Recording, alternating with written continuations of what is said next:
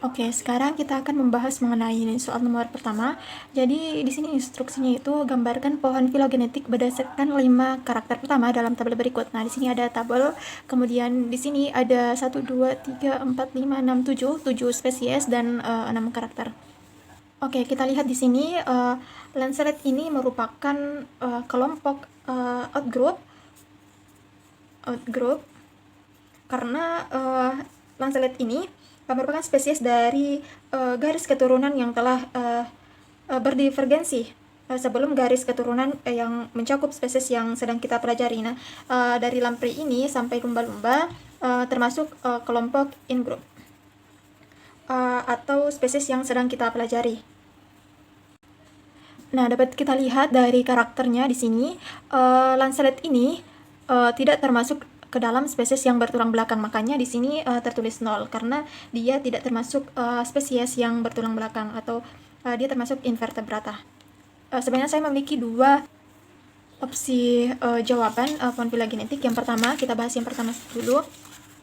Nah, di sini kita lihat tadi saya jelaskan bahwa dalam pohon filogeni ini kita dapat menemukan yang namanya root atau akar. Nah, di sini ini adalah akar atau nenek moyang dari spesies ini. Kemudian ini adalah nodus. Ini semua adalah nodus atau pusat terjadinya divergensi dari nenek moyang. Nah, kita lihat di sini Lancelet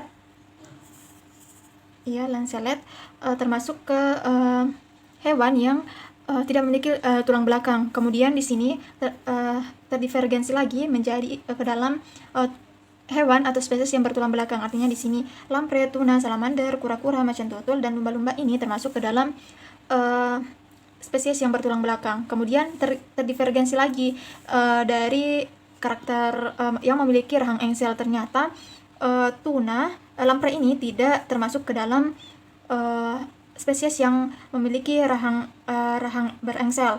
Jadi hanya tuna, salamander, kura-kura, macan tutul, dan lumba-lumba. Kemudian dari sini terdivergensi lagi menjadi spesies yang memiliki 4 tungkai. Artinya di sini salamander, kura-kura, macan tutul, dan lumba-lumba ini memiliki 4 tungkai.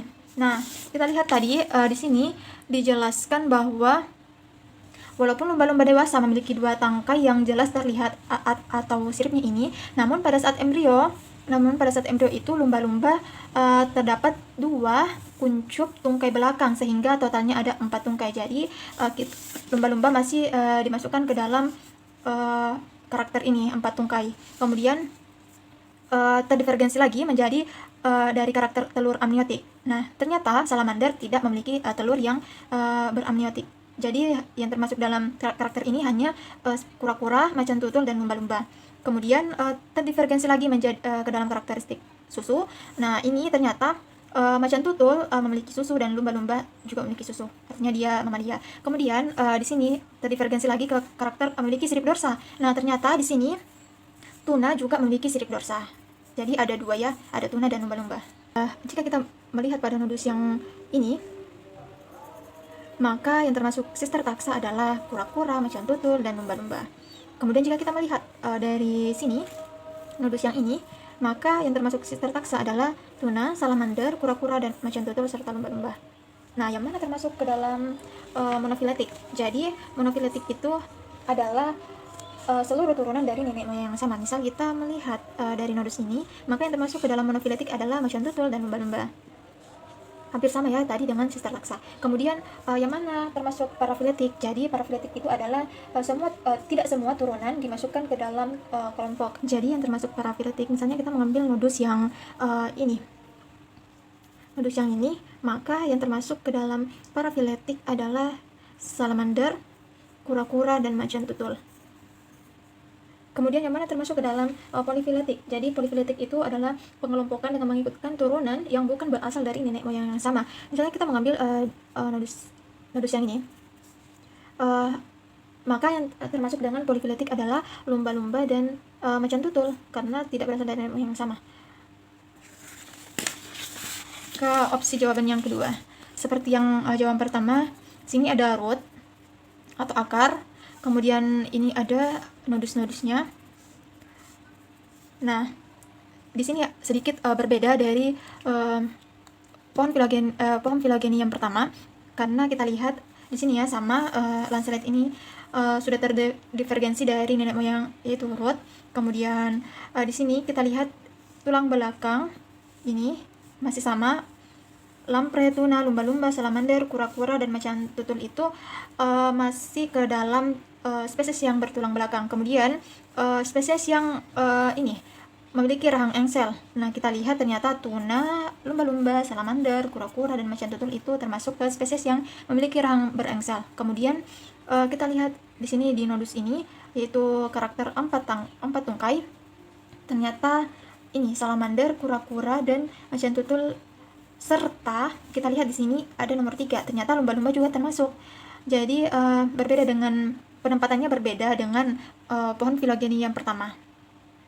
Kemudian di sini kita lihat telur amniotik. Dia di sini kura-kura, macan tutul, dan ternyata di sini juga ada lumba-lumba ini juga memiliki telur amniotik.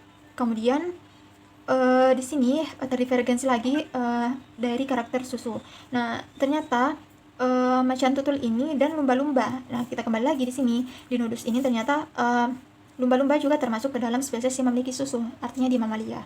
Nah, di sini kita lihat di nodus yang ke-6 ini ternyata dia menempatkan tuna dengan lumba-lumba ini ke dalam hubungan kekerabatan terdekat.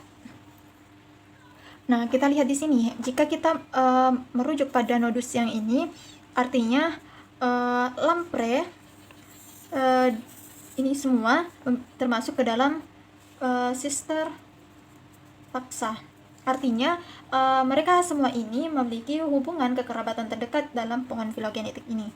Nah, bisa kita lihat juga, misal kita berujuk pada sirip ini, nodus ini, kita mengetahui bahwa tuna dan lumba-lumba ini termasuk ke dalam sister taxa. Nah, yang mana monofiletik? Nah, misal kita mengambil ini nodus yang ini, artinya salamander, kura-kura, dan macan tutul itu termasuk ke dalam spesies atau memiliki hubungan kekerabatan terdekat, yaitu berasal dari nenek moyang yang sama. Ini berasal dari sini juga. Namun kita lihat lumba-lumba juga termasuk ke dalam termasuk ke dalam monofiletik.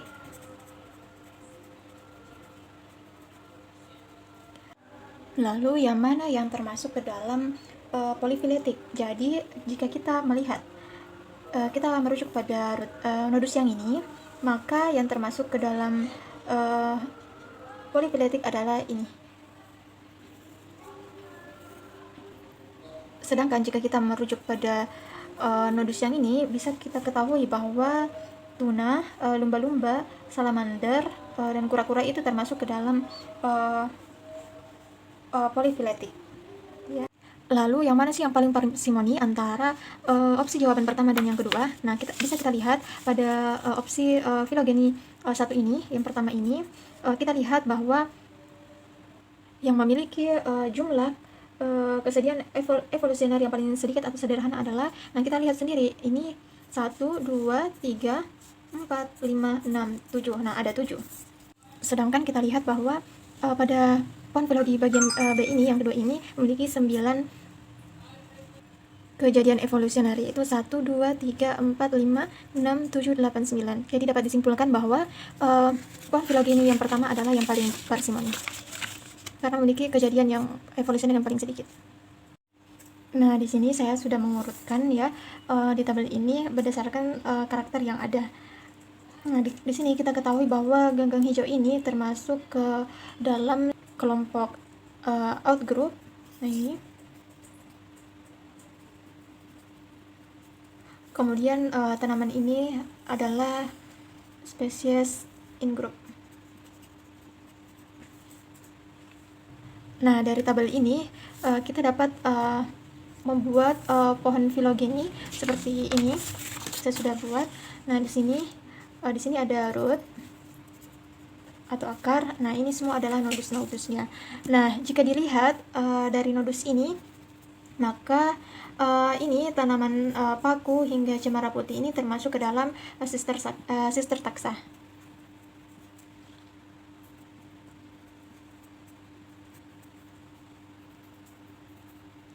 Jika dilihat dari nodus ini, maka ginkgo dan cemara putih ini termasuk sister taxa atau memiliki hubungan kekerabatan terdekat.